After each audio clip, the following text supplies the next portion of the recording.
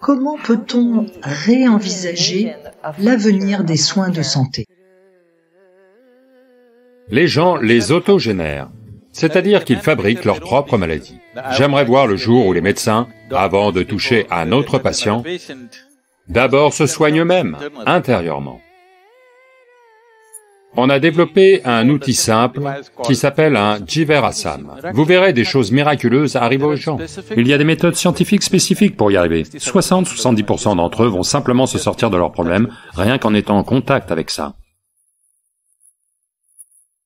Un de mes amis m'a dit un jour, tu sais que ce n'est jamais une maladie, ça n'est reconnu comme une maladie que quand l'homme blanc l'attrape.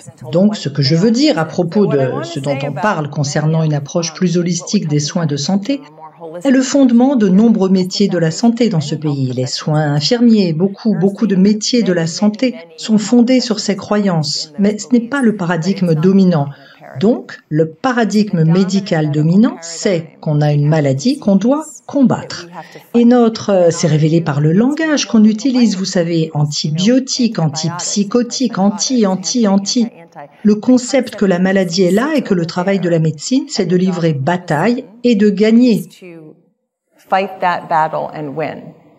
Voyez, tout ce concept et cette approche de la médecine moderne sont apparus parce qu'il faut comprendre que quand ils ont pensé à la médecine, quand ils ont pensé à développer une certaine médecine et un système de traitement médical, leur problème ne concernait que les maladies infectieuses et les maladies contagieuses. Comment soigner la peste? Comment soigner la variole? Comment soigner cela? Personne n'a jamais pensé à un diabète ou à de l'hypertension ou à un problème cardiaque. Ils n'ont jamais considéré ces choses, elles n'existaient même pas sur leur radar. Sur leur radar, seules les maladies infectieuses existaient. Celles-là doivent être traitées comme une guerre. Aucun doute là-dessus. Parce que c'est une guerre. Une infection, c'est une invasion d'un autre organisme dans notre propre système. Et on doit utiliser des armes chimiques. On ne peut pas leur tirer dessus. Donc, tout ce système médical est né de la nécessité de gérer les maladies infectieuses, les maladies contagieuses qui faisaient des ravages dans les populations à cette époque. Mais aujourd'hui, on en est arrivé à un point où les gens les autogénèrent, c'est-à-dire qu'ils fabriquent leur propre maladie, ils n'attendent pas qu'une infection leur arrive. Comme maintenant ils les autogénèrent, ils ont besoin d'un autre système de médecine, d'une toute autre approche, ce qui est un changement qu'on a du mal à opérer en ce moment. Et si je peux me permettre, j'ai regardé le docteur Sniderman parce que Ralph fait un merveilleux travail pour retracer l'histoire scientifique du paradigme médical. Et comme vous le disiez, je ne vais pas faire ça aussi bien que vous, docteur Sniderman. Mais vous savez, à la fin du XVIIIe siècle, la théorie des germes, donc notre approche repérer et réparer. Principalement les maladies infectieuses, c'était leur préoccupation.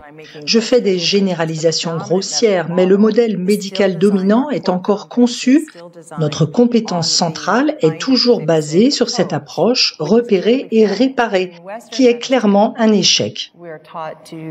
Dans la médecine occidentale, on nous apprend à diagnostiquer et à traiter les maladies du corps, les maladies du mental, mais on a raté le fait que la porte pour accéder à la santé du corps et du mental est vraiment, à mon avis, le cœur et l'âme.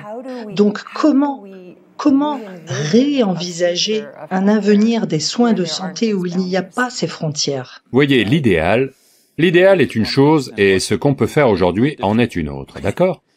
L'idéal serait de s'intéresser au bien-être humain, pas à la santé humaine. Si on considérait le bien-être humain comme un sujet composite et un point d'entrée, alors on regarderait ce qui rend un être humain complet, et on aborderait tout ça ensemble. C'est la meilleure façon de s'y prendre. Mais aujourd'hui, que peut-on faire? Si c'est la question, on peut juste parler de...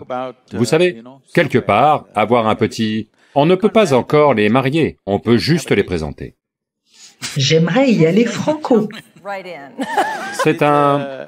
La situation n'est pas prête pour simplement les réunir, non.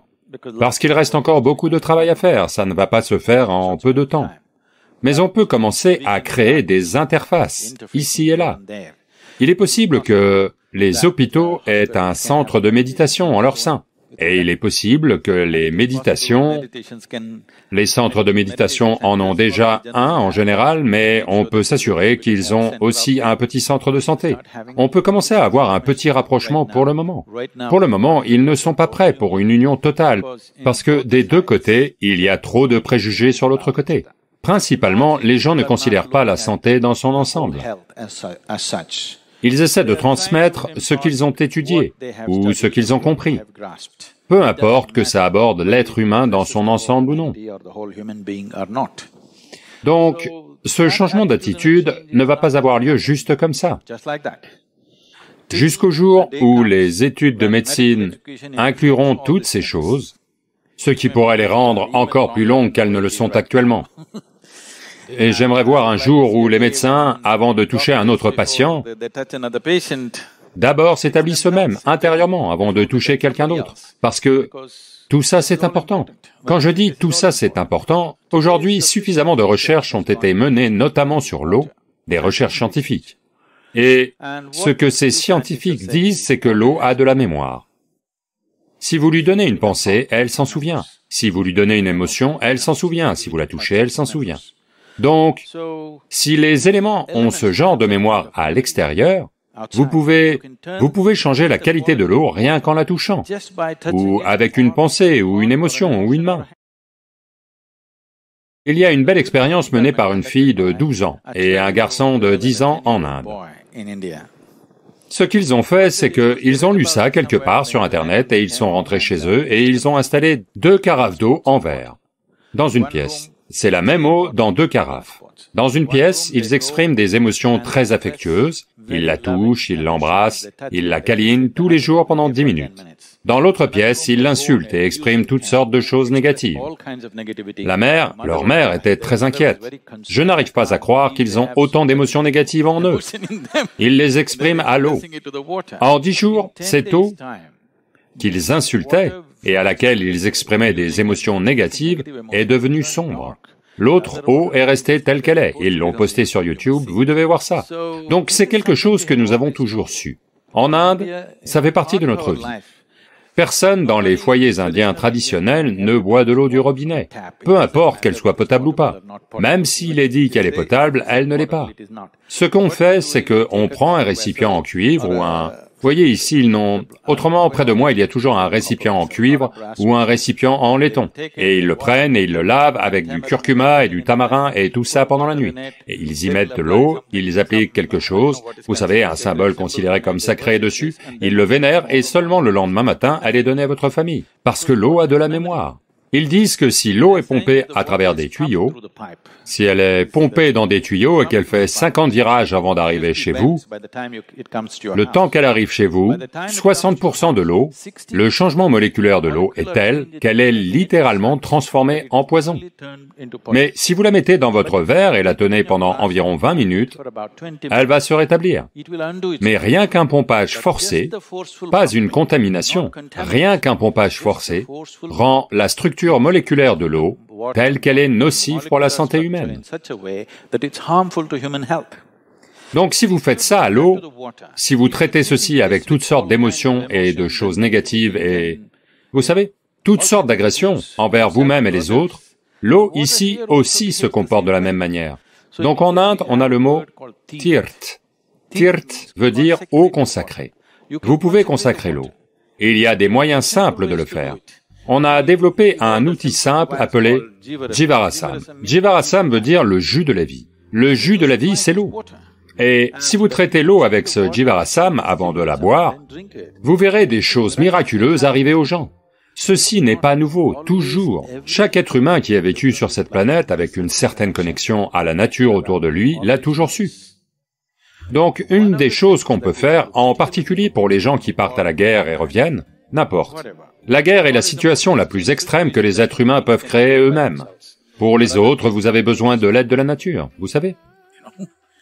Les gens qui sont passés par cette essoreuse, s'ils reviennent brisés, l'une des meilleures choses que vous pourriez faire, c'est de tous obligatoirement les faire passer au moins 1 mois à vivre dans une ferme.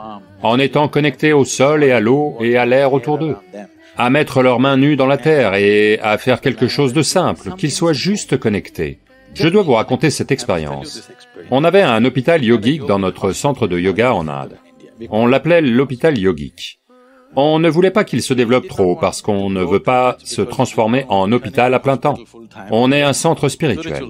Donc, on fait profil bas. Une fois, quand je suis venu ici, j'ai parlé et quelques médecins, des médecins américains que ça intéressait, sont venus en Inde. Ils sont venus et sont restés là pendant 3 jours. Et au bout de 3 jours, un des volontaires arrive et me dit, « Tous les médecins américains sont en colère, ils veulent partir. » Je lui ai dit, « Qu'est-ce qui s'est passé ?» Il dit, « Le mieux, c'est que vous alliez les voir, ils sont simplement pas contents. » Alors je dis, « Ok, et je vais les voir. » Alors je leur dis, « Qu'est-ce qui ne va pas ? Vous avez dit qu'il y a un hôpital. Où est l'hôpital? Il n'y a pas d'hôpital ici. » Je dis, « En ce moment, il y a une 60aine de patients. » Ils disent, « Où sont-ils? » Leur idée d'un hôpital, c'est que il doit y avoir des lits. Il faut bien traiter les malades et tout le monde doit être... Si vous les traitez si bien, ils ne voudront pas recouvrer la santé. Où sont les patients? J'ai dit, ils sont tous dans le jardin, je les ai mis au travail. On leur donne les traitements et les thérapies et les médicaments, mais le reste du temps, je les fais travailler. Tout ce qu'ils peuvent faire, ils doivent le faire. Par-dessus tout, ils doivent s'asseoir et travailler pieds nus et à mains nues, en contact avec la Terre. Simplement être en contact avec la planète, parce que vous êtes juste une goutte de cette planète. Vous oubliez cela. Ce que vous appelez « mon corps » n'est qu'un fragment de la planète, n'est-ce pas? Si vous perdez la connexion avec la source, n'allez-vous pas vous désorganiser? Il y a des méthodes scientifiques spécifiques de s'y prendre. Si vous ne pouvez faire aucune de ces choses, au moins faites-les juste marcher dans une ferme, pieds nus, travailler, faire quelque chose, vous verrez. Au moins 60-70% d'entre eux vont simplement se sortir de leurs problèmes, juste comme ça, rien qu'en étant en contact avec ça.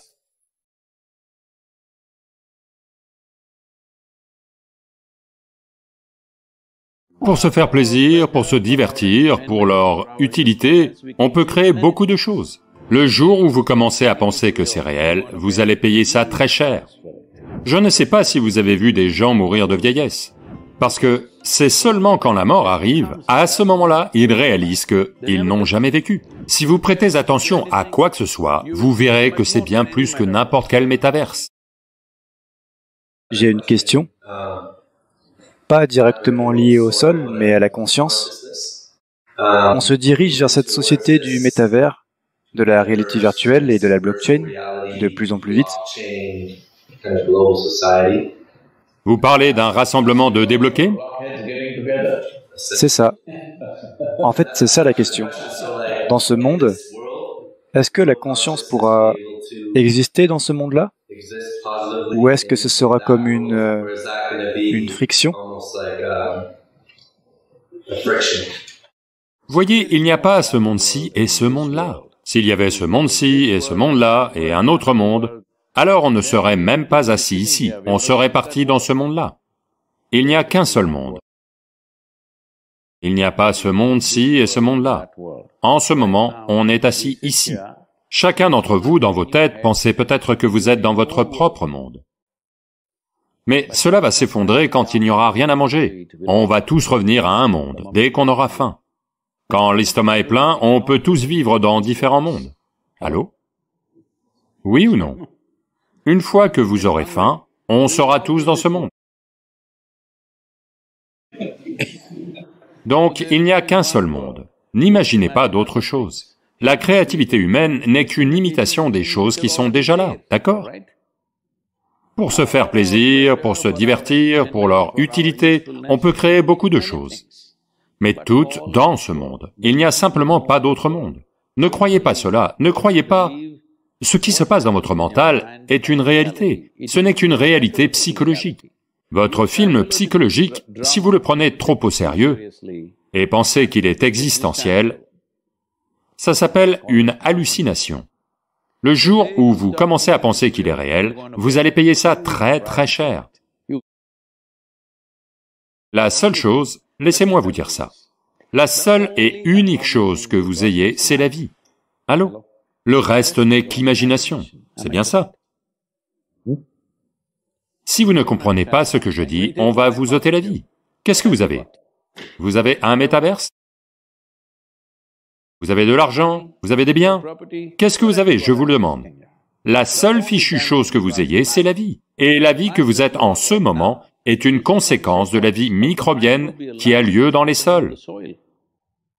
Ce n'est pas grâce à vous qu'ils sont là, c'est uniquement grâce à eux que vous êtes ici. Je ne parle pas que de production de nourriture, je parle de votre évolution elle-même. Qui vous êtes en ce moment est une conséquence de toute cette vie microbienne. On a oublié ça, et ça, on le paye. Donc vous êtes juste une conséquence de la vie qui a lieu dans les sols. Et la seule et unique chose que vous ayez, c'est la vie. En dehors de ça, simplement, vous n'avez rien. Donc n'imaginez pas des choses. Peu importe, vous allez sur la Lune, vous allez sur Mars, malgré tout, la seule chose que vous ayez, c'est la vie, n'est-ce pas? Ne passez pas à côté de ça, parce que c'est tout ce que vous avez. Je ne sais pas si vous avez vu des gens mourir de vieillesse. J'ai vu beaucoup de gens mourir autour de moi. Pas à cause de moi, d'accord? J'y vais parce que les gens m'invitent à être là. Ce que je vois, c'est que 80% d'entre eux, quand vient l'heure de la mort, ils ne souffrent pas, ils n'ont pas peur, ils sont juste ébahis. Parce que il n'y a que quand la mort arrive qu'à ce moment-là, ils réalisent qu'ils n'ont jamais vécu. Ils ont confondu leur film psychologique avec la vie.